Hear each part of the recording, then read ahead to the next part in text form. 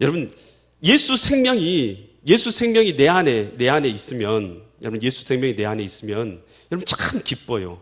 뭐냐? 여러분, 예수님이 내 안에 계시면, 여러분, 우리가 죄 사함을 얻은 줄 믿습니다. 생명을 얻은 줄 믿습니다. 천국 백성이 된 줄 믿습니다.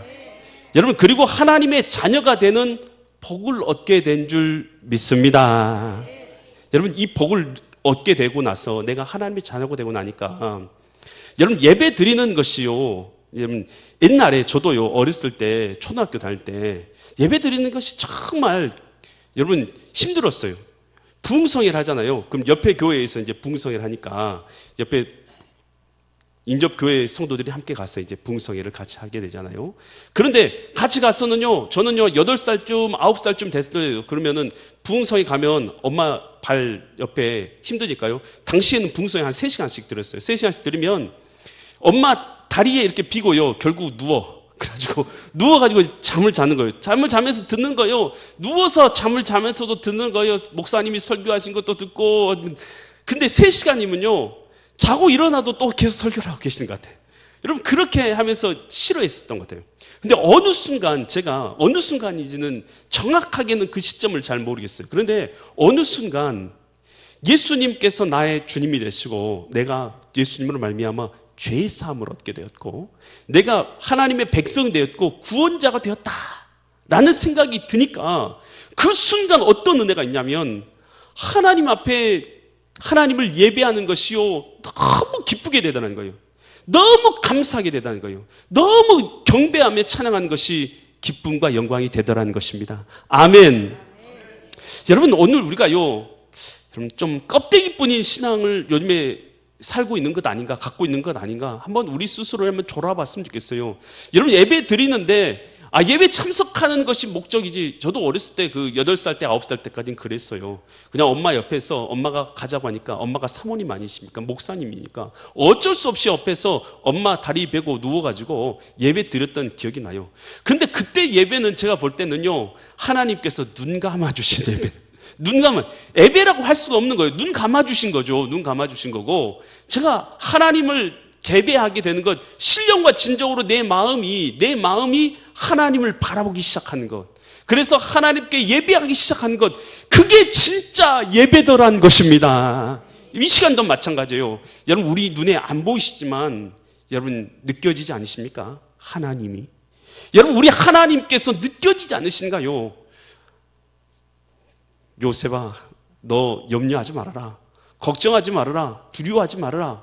야, 내가 너의 예배를 받고 있다. 저는 그런 감동을요 오늘 느끼면서 단에 올라왔어요. 할렐루야. 여러분도 그러한 하나님께서 주시는 감동과 기쁨과 감사가 여러분 가운데도 있기를 간절히 축원드립니다. 여러분, 그래서 대림절 뭔 날입니까? 무슨 날입니까? 예수 그리스도께서 오신 것을 기념하면서 환영하면서 영접할 것을 준비하는 날이에요. 여러분, 환영하면서 영접하면서 오늘 걸 기억하는 것. 여러분, 노란 리본 이야기 아세요? 노란 리본 이야기. 이 한 남편이 아주 이 죄를 많이 지어가지고 감옥에 들어가는 거예요. 3년 동안이나 감옥에 있는데 생각해 보니까 자기 아내 된 여인한테 너무 잘못한 거예요. 너무 잘못해가지고 이제 결혼할 이 여자한테 자기가 용서를 구하고 싶은 거예요. 그래서 용서를 구해가지고 받아들여주면 자기가 가고, 안 받아들여주면 안 가겠다라고 편지를 쓴 거예요. 그래서 뭐라고 편지 썼냐면, 만약에 내가 3년 만에 돌아가는데, 감옥에서 나가서 돌아가는데 나를 용서해주고 받아줄 마음이 있거든, 노란 리본을 집 앞에 있는 나무에다가 달아주세요. 이렇게 한 거예요. 만약에 노란 리본이 없으면 저는 마음을 정리하고 저도 가겠습니다 라고 그렇게 편지를 보낸 거예요. 그래서 두근두근한 마음으로 집 앞에 갔더니 노란 리본이 있어요, 없어요? 맞아. 노란 리본이 100개나 걸려 있는 것이에요. 그래서 그 용서함을 받고 들어갔다는 거 아니겠어요? 가정이 다시 화목을 이뤘죠. 여러분, 오늘 우리가 대림절이 바로 이거예요. 대림절이 다른 것 아니에요. 크리스마스 트리 왜 켜는 줄 아세요?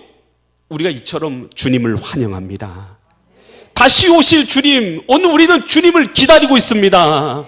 여러분, 우리가 껍데기뿐인 신앙으로, 여러분, 우리 마음으로 신앙생활로 여러분 주님 앞에 서 있다면 너무나 죄송하잖아요.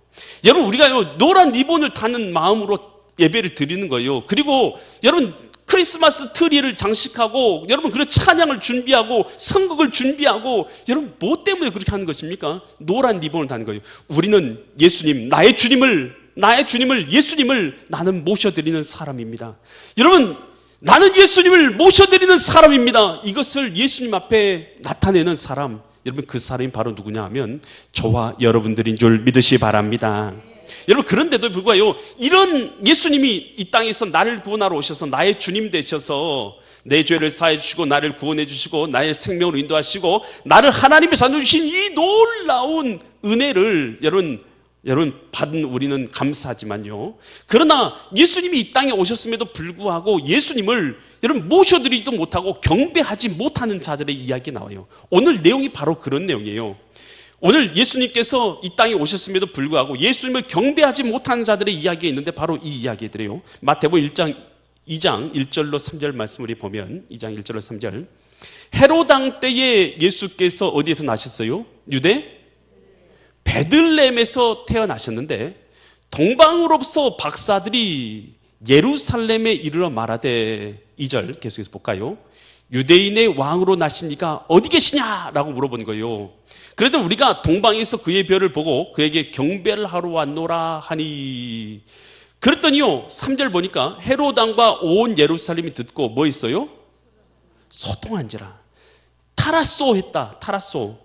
이게 무슨 말이냐면, 소동하긴 소동한데 어떻게 소동했냐? 불안해서 덜덜 떨면서 소동했다는 것이에요.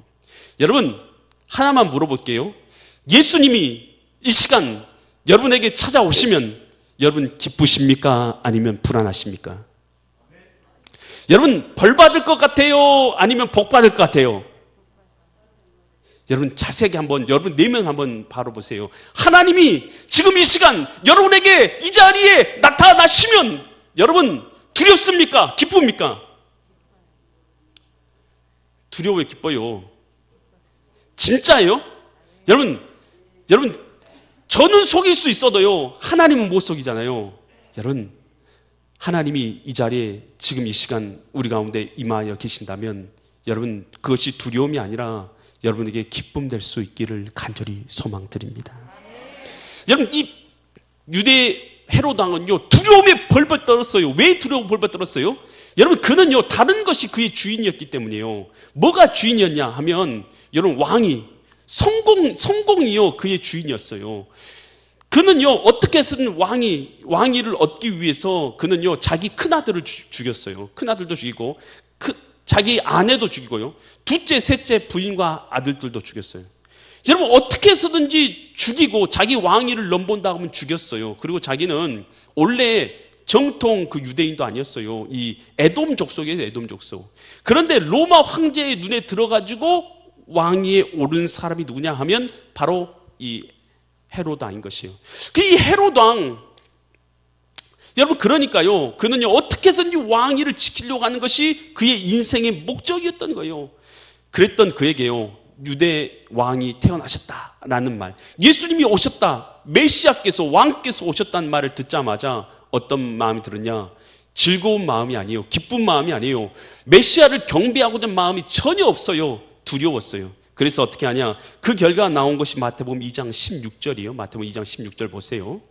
이에 헤롯이 박사들에게 속은 줄 알고 심히 노하여 사람을 보내어 베들레헴과 그 모든 지경 안에 있는 사내 아이들을 박사들에게 자세히 알아본 그때를 기준하여 2살 아래로, 그 아래로 다 뭐 있어요? 죽였다. 다 죽여버렸다. 2살 아래로 전부 다 죽였다라고 기록되어 있어요. 여러분, 그래서요 여러분, 오늘 마땅히 경배해야 될 주님을 경배할 마음이 없는 사람은요 어떻게 되냐? 여러분, 예수님을 대적하게 됩니다. 또 그리고요 예수님을요 죽이게 돼요. 여러분, 예수님이 내 마음의 주인 되시냐, 아니면 예수님께서 여러분 나의 왕이 안 되시고 여러분 다른 것이 내 주인 되느냐는 여러분 내 마음의 상태를 보면 알아요. 여러분, 지금 내 마음의 주인이 예수님 맞으십니까? 내가 내 마음의 주인 되어 있다면 여러분 겸손히 주님 앞에 내려와서 예수님 내 마음의 주인으로 올라서십시오. 예수님 내 마음의 주인 되시기 원합니다 라고 주님 앞에 내 마음의 주인 된 자리에서 내려와서 예수님이 올라서도록 하는 것이 뭐냐면 생명나무를 선택하는 삶이고 예수 그리스도를 주인 삼는 삶인 줄 믿습니다. 로마서 14장 9절에서 예수님이 뭐하러 이 땅에 오셨는가에 대해서 이와 같이 말하고 있어요.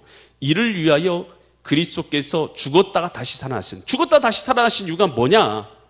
곧 뭐하기 위해서요? 죽은 자와 산 자의 뭐가 되기 위해서요? 주가란 뜻이 무슨 뜻입니까? 주인이란 뜻입니다. 여러분 예수님이 뭐하러 오셨냐면 저와 여러분의 주인이 되기 위해서 오셨습니다. 여러분 예수님께서 우리의 주인 되기 위해서 오셨어요. 여러분 신앙생활이 뭐라고 생각하십니까? 신앙생활은요 예수님이 나의 주인 되는 겁니다. 여러분 지금 신앙생활 가운데 계십니까? 신앙생활 가운데 계십니까? 예수님이 내 마음의 주인 되시냐는 것이에요. 예수님 내 마음의 주인 되시면 여러분 이게 바로 신앙생활인 것입니다. 헤로당은요 예수님을 경배할 수가 없어요. 예배할 수 없습니다. 이 시간도 마찬가지예요. 여러분 내 마음 가운데 다른 것이 주인 되어 있으면 절대로 예배를 못합니다. 여러분 이 아이들에게요 야, 너 오락하지 말고 너 교회 나와서 예배 같이 드리자라고 그렇게 말했는데 여러분 계속해서 오락만 하지 예배 못 드리는 경우도 있잖아요. 여러분 그 마음 가운데 뭐가 주인 되어 있는 것입니까? 오락이 주인 되어 있는 것이에요. 여러분 마찬가지요. 술 먹는 사람에게요 술 많이 마시지 말고 술 멈추시고 예배 드리러 갑시다. 여러분 그래도요 그 사람 술 마십니까? 술 안 마십니까? 술 마셔요. 예배 안 드려요. 그 사람은 누가 주인 되어 있어요? 술이 주인 되어 있어요. 여러분 어떤 사람에게요 여러분 주일날인데 예배 드리러 갑시다 그랬더니 뭐예요? 예배 안 드려요. 사업하러 가요. 사업하러. 여러분 그 사람은 뭐가 주인 되어 있어요? 사업이 주인 되어 있는 거예요. 주일날이에요. 예배하러 갑시다 그랬더니 공부예요. 공부. 뭐가 주인 되어 있어요? 공부가 주인 되어 있는 거예요. 여러분 잘 들으세요. 여러분 뭐가 내 주인인지는요 내 삶을 보면 분명합니다. 아무리 나 그거 주인 아니에요 저 그거 주인 아니에요 아무리 100번 1000번 말해도요 예수님 앞에 서서 주님 앞에 서서 주의 보좌 앞에 서서 우리가 주님을 속일 수 없을 줄 믿습니다. 여러분 미국에서 가장 영향력 있는 목회자 이 팀 켈러 목사님 그 중에 한 사람이 팀 켈러 목사님으로 인정된 목사님이십니다. 미국의 맨하탄에다 리디머 장로교회를 세우시고 많은 신자들 또 그리고 많은 청년들을 주님 앞으로 인도한 목사님이 바로 이 팀 켈러 목사님이시죠. 여러분 그분이 쓴 책 중에서 내가 만든 신이라는 책이 있어요. 이 내가 만든 신이라는 책 내용은 바로 우상에 관한 내용이에요. 뭐가 우상인가? 이렇게 말하고 있어요. 우상이 무엇인가? 우상 숭배라는 단어를 들으면 원시인들이 목상이나 물건 같은 것을 놓고 기도하는 모습을 떠올린다.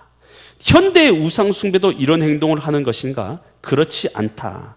우리가 갈망하고 바라는 것이 곧 우상 숭배이다. 만일 돈을 탐하고 권력을 탐하고 성적인 것을 탐하면 그것이 우상이다. 하나님보다 더 바라는 갈망 그것이 바로 우상이다.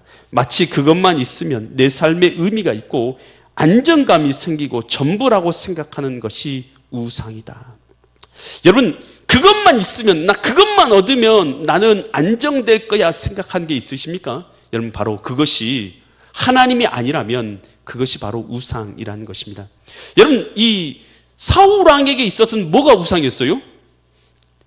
인정 욕구가 우상이었어요. 사울 왕은요 전쟁에 나가서 블레셋과 싸우지 않습니까? 이 블레셋과 싸웠는데 이 전쟁에서 블레셋과 싸웠을 때에 전쟁에서 승리해서 이겼어요. 대승을 거뒀어요. 다윗이 골리앗을 물리쳤기 때문이죠. 근데 사울하고 다윗하고 같이 돌아오면서 사람들이 노래를 불러요. 뭐라고 노래를 부르냐면 사울이 죽인 자는 천천히요 다윗이 죽인 자는 만만이라고 노래를 부르는 것이에요. 자기가 죽인 사람은 천천이라고 말하고 다윗이 죽인 사람은 만만이라고 하니까 그 마음 가운데 어떤 마음이 생기냐면 아니 저것 봐라 나한테는 천천을 돌리고 저 다윗에게는 만만을 돌리네 시기하고 미운 마음이 생겨요. 인정받고자 하는 욕구가요 얼마나 강한지 성공하고 싶은 욕구가 얼마나 강한지 권력 욕구가 얼마나 강한지요 여러분 그것만 해도요 그 마음 가운데요 분노 가득 차고요. 다윗을 죽이고자 하는 마음이 가득 차요. 여러분 이 분노와 죽이고자 하는 마음이 가득 찬 것, 여러분 이거 성령의 역사입니까? 사단의 역사입니까? 사단의 역사. 여러분 이게 바로 우상이에요. 여러분 사울왕도요 금방 우상에 빠졌어요. 여러분 우리도 마찬가지예요. 누구든지요 하나님 외에 다른 것에요 빠져서요 그것의 인정 욕구에 빠져서 살아간다면 그것이 바로 나의 우상이 될 수가 있는 것이에요. 하나님은 우리를 성공을 위해서 부른 것이 아니라 사랑을 위해서 부른 줄 믿습니다. 이것은 인도의 콜카타에서 평생 헌신했던 테레사가 한 이야기입니다. 여러분 우리 하나님께서 우리를 성공을 위해서 부른 게 아니라요 하나님의 사랑받는 하나님의 자녀로 부르신 줄 믿습니다. 침례교 목회자인 위튼대 교수였던 트레빈 왁스라는 교수님이 있습니다. 이 트레빈 왁스 이 교수님은요 우리 시대 6가지 우상이라는 책을 썼어요. 이 6가지 우상을 보니까요 그는 이 우상을 다른 6가지로 이렇게 구분해 놨어요. 성공도 우리의 우상이 될 수 있다는 거예요. 돈, 레저도 우상이 될 수 있어요. 또 성, 또 권력도 우상이 될 수 있어요. 심지어는 나 자신도 내가 우상이 될 수 있다는 것이에요. 여러분 오늘 우리가 우상에 빠질 수 있는 것이요 누구나 빠질 수 있다는 걸 알아야 돼요. 여러분 오늘 우리가 이 시간도 살아계신 하나님을 예배하고 경배하는 은혜를 누릴 수 있기를 바랍니다. 마태복음 6장 24절에서 이렇게 말해요. 한 사람이 두 주인을 섬기지 못하리. 여러분 두 주인을 섬길 수 있다고 없다고요? 없어요. 두 주인을 섬기지 못하리니 혹 이를 미워하고 저를 사랑하거나 혹 이를 중히 여기고 저를 경히 여김이라. 너희가 하나님과 재물을 겸하여 섬기지 못하느니라. 여러분 하나님하고 재물하고요 겸하여 섬길 수 없는 줄 믿습니다. 마태복음 2장 4절로 6절에서 이 헤롯 왕이 이제 들었어요. 이 동방 박사들로부터 메시아께서 탄생하신다라는 이야기를 들으니까 깜짝 놀란 거예요. 그래서 소란하면서 뭘 부르냐? 헤롯 왕이 모든 대제사장 부르고 백성의 누굴 불렀어요? 서기관들은 성경책을 필사하는 사람들을 모아서 그리스도가 메시아께서 어디서 나겠느냐라고 물었던 거예요. 그랬더니까 이 서기관들은요 성경을 필사하는 사람들이니까요 하루 종일 하는 일이 필사하는 거예요. 성경을 계속해서 베껴 쓰는 거예요. 그래 성경에 대해서 아주 잘 아는 사람들이죠. 그랬더니 5절에서 이렇게 말하는 거예요. 이르되 어디서 태어난다고요? 유대 베들레헴이오니. 베들레헴에서 태어납니다. 이는 선지자로 이렇게 기록되는데 미가서 5장 2절의 말씀을 그대로 인용해서 또 유대 땅 베들레헴아 유대 고을 중에서 가장 작지 내가 가장 작지 아니오다. 내게서 한 다스린 자가 나와서 내 백성 이스라엘 목자가 되리라. 베들레헴에서 태어나리라 라고 그렇게 미가서에 나왔습니다 라고 말씀드린 거예요. 여러분 서기관들이 성경을 잘 알고 있습니까 없습니까? 성경을 잘 알아요 몰라요? 잘 알고 있어요. 여러분 그렇지만요 이들은요 예수님 탄생할 때 예수님을 경배합니까? 경배하지 않습니까? 경배하지 않습니다. 여러분 신앙은요 아는 것이 아닙니다. 신앙은 믿는 것입니다. 예수님이 나의 주인 되시는 것입니다. 여러분 내가 뭘 알았다고요 아는 것으로 구원 받습니까? 여러분 아는 것으로 구원을 얻습니까? 여러분 아는 것으로 구원 얻는 것이 아니라 예수님께서 내 마음에 주인 되시는 것으로 여러분 우리가 구원을 얻게 되는 줄 믿습니다. 여러분 그래서 신앙생활은 아는 게 아니라 믿는 것이고 예수님이 내 마음의 주인 되시는 것입니다. 여러분 이 시간도 여러분의 마음 가운데 예수님이 주인 되십니까? 여러분 예수님이 주인 되시면 놀라운 변화가 일어나요. 누가 알아요? 내가 압니다. 내 마음 가운데 예수님이 주인 되시는 것에 여러분 굴복하는 사람들은요 자신이 알아요. 예수님이 주인 되심에 내가 굴복하고 있는지 그렇지 않고 있는지를 나 자신이 압니다. 예수님이 내 마음의 주인 되시면 어떤 일이 일어납니까? 내 마음 가운데요 예수님의 기쁨이 임합니다. 예수님의 평강이 임합니다. 감사가 임합니다. 여러분 죄 사함의 역사가 일어납니다. 여러분 천국이 내 것이 되고 내가 하나님의 자녀라는 놀라운 신분을 얻게 된 것입니다. 내 마음 가운데 소망이 생기는 것입니다. 할 수 있다는 믿음이 생기고 능력이 생겨나는 것입니다. 이게 신앙생활이에요. 여러분, 이 믿음이, 이 능력이, 이 역사가 우리의 심령 가운데 제 심령에서 역사하는 것처럼 여기 있는 모든 분들의 심령 가운데서도 동일하게 역사할 수 있기를 간절히 축원드립니다. 이 니고데모는 이 랍비라고 선생님이라는 그런 직분을 얻었어요. 그러니까 니고데모는 당시에 이 사내들인 공의의 공의원이었어요. 이게 국회의원 정도 직분이에요. 우리나라라면 국회의원 정도. 근데 사내들인 공의회는 70명밖에 되잖아요. 그러니까 우리나라보다 더 국회의원인데 더 농도가 진한 국회의원이다, 이렇게 생각하시면 돼요. 그런 국회의원 같은 역할을 감당하고 있는 공의회의 일원이었어요. 부자였어요. 그리고 선생님이라는 직분을 얻은 자였어요. 그런데 그가 예수님을 밤에 찾아옵니다. 그리고 나서 예수님께 물어요. 예수님, 어떻게 하면 제가 영생을 얻겠습니까? 라고 예수님 앞에 이렇게 물어봐요. 그런데 예수님이 뭐라고 말합니까? 내가 물과 성령으로 거듭나지 않고는 하나님 나라에 들어갈 수 없다. 여러분, 물과 성령으로 거듭나셨습니까? 여러분, 물과 성령으로 거듭나셨습니까? 예수님께 이렇게 말씀하시는, 물과 성령으로 거듭나지 않으면 너 하나님 나라 못 들어가, 영생을 얻을 수 없어, 이렇게 말씀하시는. 그랬더니 그가 이렇게 말해요. 사람이 한번 모태에서 태어났는데, 엄마에게서 태어났는데 어찌 제가 다시 태어날 수가 있겠습니까? 다시 어떻게 제가 두 번 태어날 수 있겠습니까? 한 번 태어났는데 어찌 다시 제가 두 번 태어날 수가 있겠습니까? 그랬더니 예수님 뭐라고 말씀하세요? 요한복음 3장 10절에서 이렇게 말씀하세요. 요한복음 3장 10절에서 예수께서 그에게 대답하여 이르시되 너는 이스라엘의 뭐로서요? 선생으로서 이러한 것들을 알지 못하느냐? 너 선생님이라고 불려지는 직분 갖고 있지? 그런데 너 이것도 몰라? 라고 주님께서 책망하셨어요. 여러분, 지식으로 구원을 받는 거라고 한다면, 여러분, 이 니고데모는 당시에 여러분 박사, 위대한 사람이었으니 당연히 구원을 얻어야 되겠지요. 하지만 그것으로 구원을 얻는 것이 아닙니다. 물과 성령으로, 바로 예수 능력으로 거듭나지 않으면, 예수님이 내 마음의 주인 되시지 않으면 거듭날 수 없고, 거듭나지 않는 자는 하나님 나라에 합당하지 않는 줄 믿습니다. 여러분, 신앙은 지성이 아닌 것입니다. 예수 그리스도께서 내 마음의 주인 되시는 것인 줄 믿습니다. 고린도서 10장 5절에서 이렇게 말합니다. 하나님을 아는 것을 대적하여 높아진 것이 무엇입니까? 그것을 다 사로잡아서 모든 생각을 사로잡아 예수 그리스도께 복종하게 하는 것. 여러분, 이것이 바로 예수님 앞에 신앙생활이고 경배인 줄 믿습니다.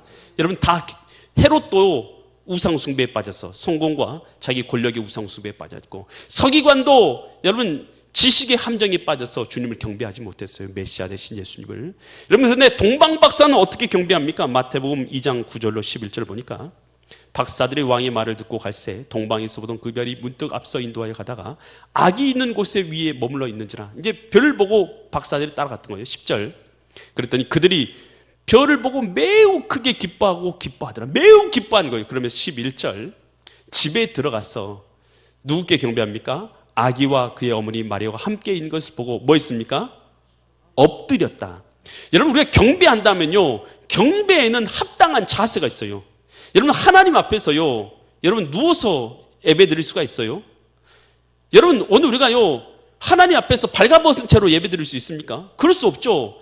당연히 주님 앞에 우리 마음과 정성을 다해서 엎드리는 마음 자세로 우리 삶의 자세를 선택하는 것. 여러분, 이것이 신앙의 자세인 줄 믿습니다. 계속해서 9절 보여주시면 엎드려서 누구께 경배했어요?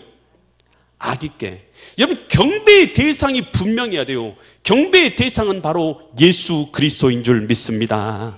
우리를 구원하기 위해서 오신, 이 땅에 오신 예수 그리스도께 경배하여 보배의 합을 열어서 드렸어요.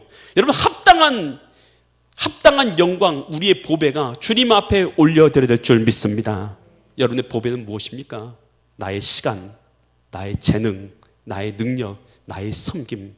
여러분, 이 모든 것이 나의 보물인 줄 믿습니다. 오늘 합당한 경배, 나의 왕께 합당한 경배와 예배를 올려드리는, 그래서 오늘 나의 진정한 주인이 예수 그리스도인 것을 주님 앞에 고백해 드리는 이 대림절과 성찬절이 되시기를 예수 그리스도 이름 받들어 간절히 축원드립니다.